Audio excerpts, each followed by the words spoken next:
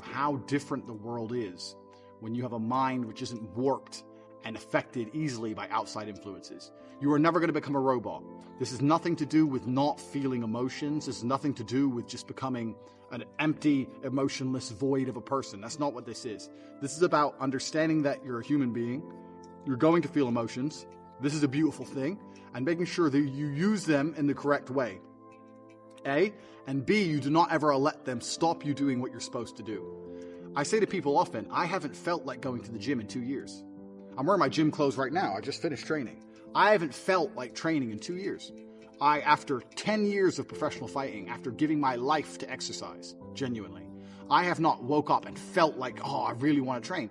I haven't felt that way in a long time. That's why I retired from fighting. But I have still gone and I have still trained regardless of how I feel. So this is one of the tenets, and there's going to be a lot of things you're going to learn, of an iron mindset. It's the ability to not let your feelings affect you, and sometimes to do the complete opposite of how you feel. Because you're not going to very often feel like working hard. You're not going to always feel like doing the right thing. You're not always going to be motivated. The idea that you need to be constantly motivated shows how weak your mindset is. I don't need motivation to go to the gym.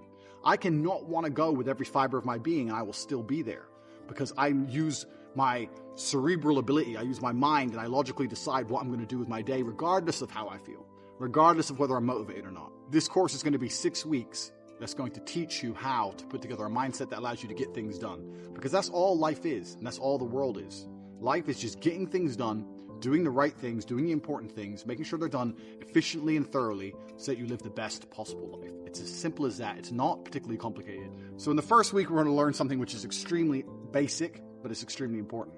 I'm not going to be, and I don't want to be one of those guys who's like motivation, inspirational. I've never been one of them people. I don't believe in motivation, inspiration. I don't believe in that crap. I don't believe that you need motivation to get things done. I'm not going to sit here and just talk a whole bunch of motivational things to make you feel good. What I'm going to do is I'm going to tell you the things I always did that allowed me to put together the mindset I currently have. So, if you look at any story, literally any story with a hero in it, they all have one thing in common. And that thing is that there's always a villain. You cannot have a hero without a villain. It doesn't matter. You can think of any superhero, any comic book, any book you can think of, any movie. There's always a good guy and there's a bad guy. So for the good guy to exist, there has to be a bad guy. There's no other way for the duality of the universe to continue without this basic tenet.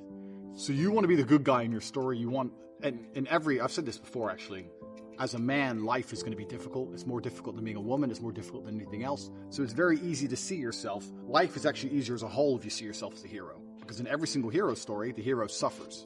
He has a hard time. And if you understand that you're suffering because you're a hero, then the suffering begins to make sense. So you can be sitting here right now going, my woman doesn't respect me. I have no money in the bank. This is difficult. I'm struggling here. I'm struggling there. You can feel sorry for yourself. Or you can say, yeah, my woman doesn't respect me. I'm struggling. I can't make money. But you know what? That's because I'm a superhero. And my life's going to be hard because I'm a man. And as a hero, it's going to be difficult. These are the tests and the trials and tribulations I have to go through to become someone. Every single male superhero went through a whole ton of shit before he became superhero. You've seen the Batman movies. His parents died. He was locked up in jail. All these bad things happen, and then they emerge as the hero. And this is done for a reason, because it's the reality of life, especially as a man. So right now, you have to understand that you're the hero in this movie, and if you're struggling for a very important reason. And how you handle these struggles and how you deal with these struggles are going to decide the kind of person you're going to be afterwards. You're either going to be a superhero or you're going to succumb to them and you're going to fail. So be happy that you're struggling because that's important. That's the first thing. Second thing is there has to be a villain. Now, most people think their villain is someone else.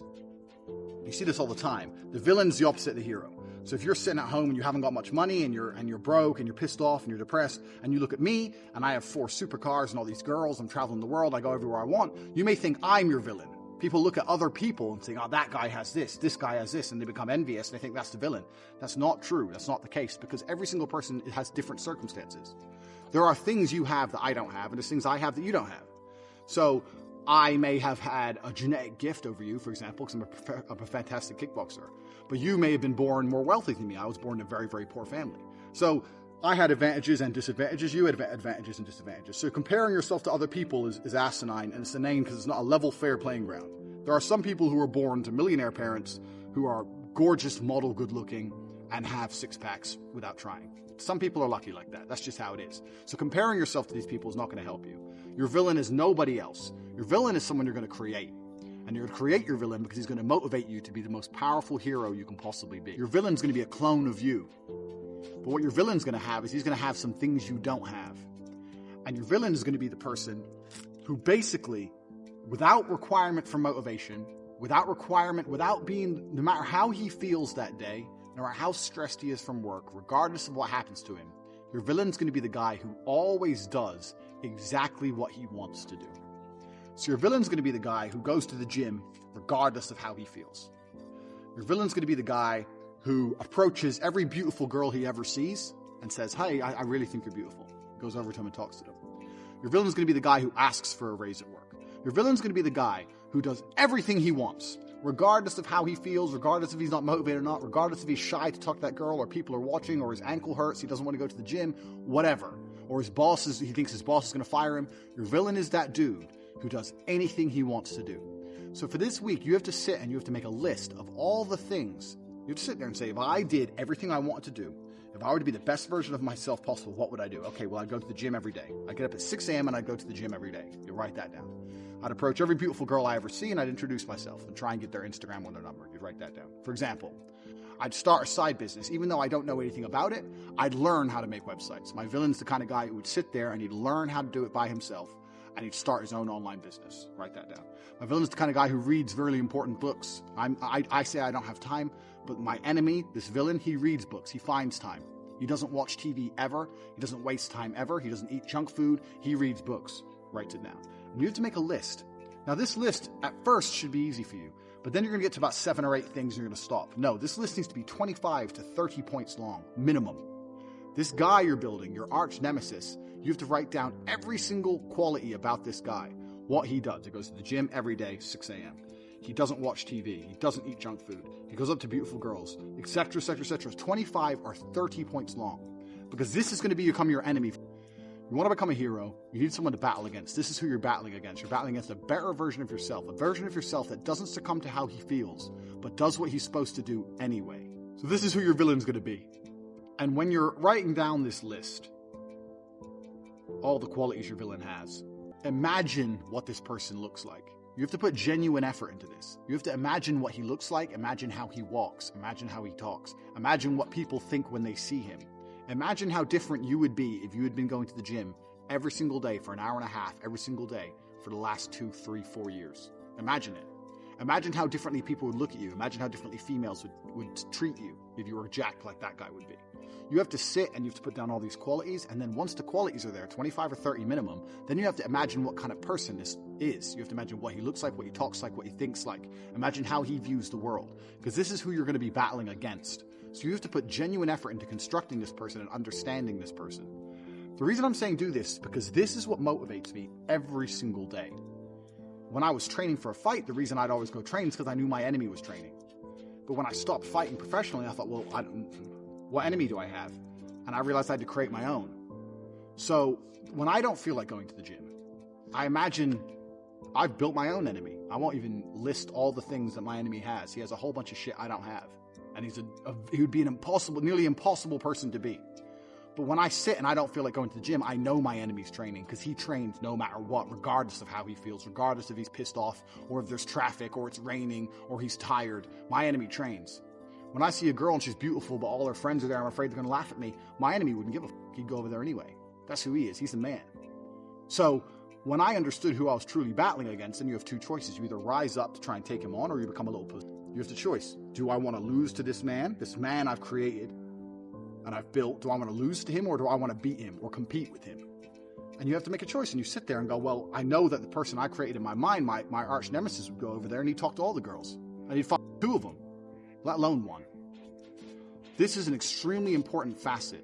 And for the next 6 weeks, we're going to be doing lots of things that are going to revert back to the enemy that you've created. So you have to put genuine effort into putting together this person. You have to imagine everything about them from start to finish. And you have to imagine standing next to them.